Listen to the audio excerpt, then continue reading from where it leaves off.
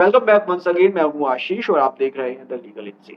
आज के इस पर्टिकुलर वीडियो में हम बेसिकली बात करेंगे कि 498 का केस जब रजिस्टर हो जाता है तो अब यहाँ पर करना क्या है।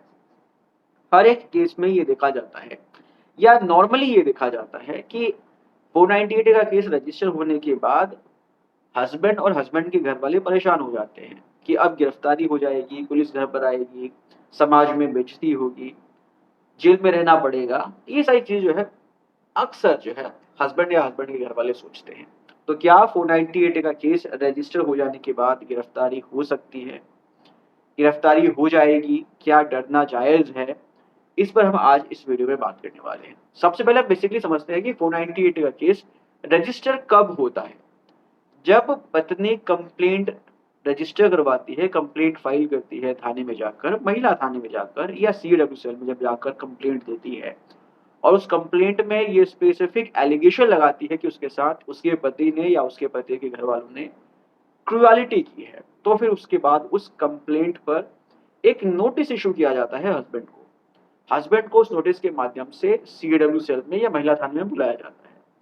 जब हस्बैंड उस नोटिस को रिस्पॉन्ड करता है और महिला थाने में जाता है, वहां पहुंचता है, तब उन दोनों की बैठ के काउंसलिंग की जाती है। दोनों को समझाया जाता है कि बेसिकली कैसे जो बीच में उनके डिस्प्यूट है उसको रिजॉल्व किया जाए।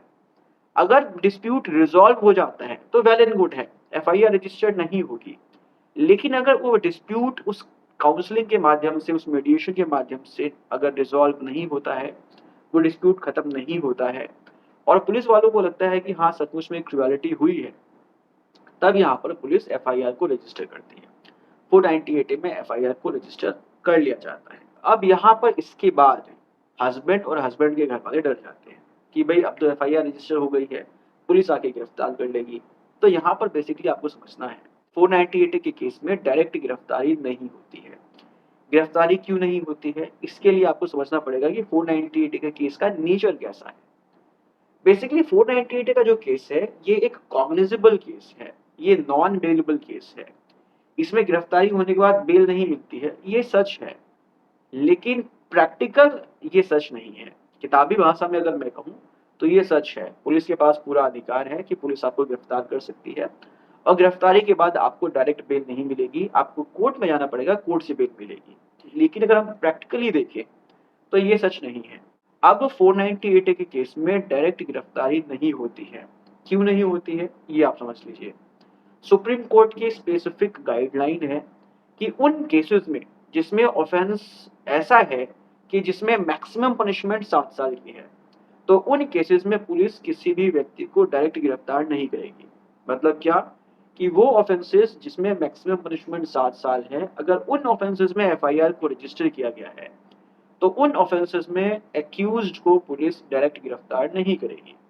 जो 498 का केस है इसमें मैक्सिमम पनिशमेंट 3 साल ही है, बस 7 साल भी नहीं है, 3 साल है। तो यहाँ पर भी वही गाइडलाइन पुलिस फॉलो करेगी, पुलिस यहाँ पर डायरेक्ट गिरफ्तार नहीं करेगी। सबसे पहले पुलिस को एक नोटिस भेजना होता है।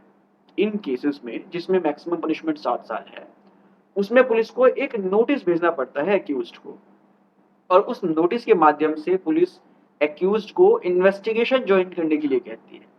सो बेसिकली यहाँ पर क्या करना है, अगर नोटिस आता है तो पुलिस के पास जाना है और इन्वेस्टिगेशन को ज्वाइन करना है। इन्वेस्टिगेशन को ज्वाइन करने का क्या मतलब हुआ कि जब पुलिस बुलाएगी तो आपको जाना है, पुलिस जो भी चीजें पूछेगी आपको उसको बताना है, पुलिस को कॉपरेट करना है, पुलिस के इन्वेस्टिगेशन में कॉपरेट करना है।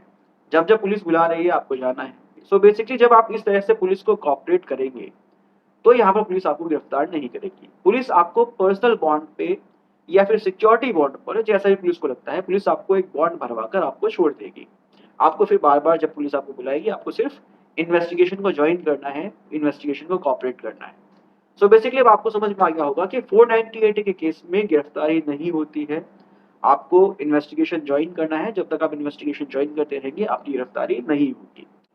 उन केसेस में गिरफ्तारी होती है जिसमें एफआईआर 498 के साथ किसी और दूसरे ग्रेव सेक्शन में रजिस्टर किया गया है। मान लो कि एफआईआर में 498 के साथ डाउरी डेथ का भी सेक्शन इंक्लूड किया गया है, तो यहाँ पर चांसेस है कि आपकी गिरफ्तारी हो सकती है। तो इन सिचुएशन में जहाँ पर चांसेस हैं गिरफ्तारी होने के, जहाँ पे दूसरे सेक्शंस लगे हुए हैं, तो यहाँ पर आपको अपने वकील से मिलना है और सेशंस कोर्ट में एंटीसिपेटरी बेल फाइल करना है। जब आप कोर्ट में एंटीसिपेटरी बेल फाइल करेंगे और कोर्ट आपको एंटीसिपेटरी बेल ग्रांट कर देगी, तब उसके बाद जो है आप पुलिस से मिल सकते हैं, इन्वेस्टिगेशन को ज्वाइन कर सकते हैं, तब आपको जो है पुलिस गिरफ्तार नहीं करेगी। सो बेसिकली अब आपको समझ में आ गया होगा कि 498 के केस में डायरेक्ट गिरफ्तारी नहीं होती है।